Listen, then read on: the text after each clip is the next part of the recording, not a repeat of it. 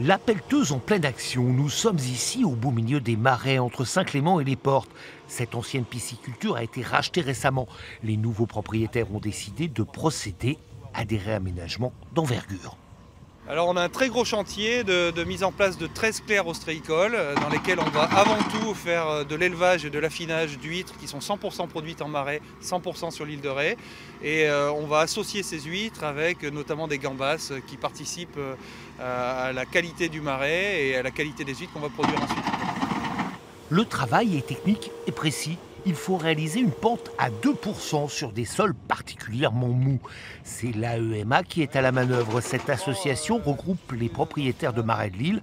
Contre rétribution, elle les aide dans leurs projets.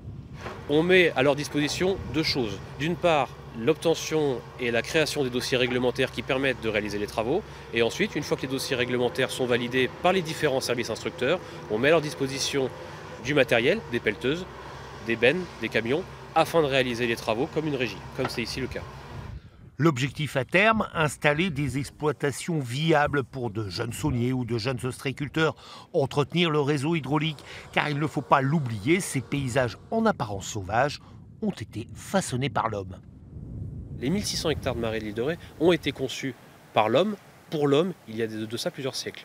Donc aujourd'hui, nous on considère à l'AEMA que notre objectif, notre rôle, c'est d'aider à la réhabilitation des marais afin qu'ils soient exploités pour retrouver une origine et une fonctionnalité qui étaient les leurs il y a de ça plusieurs siècles.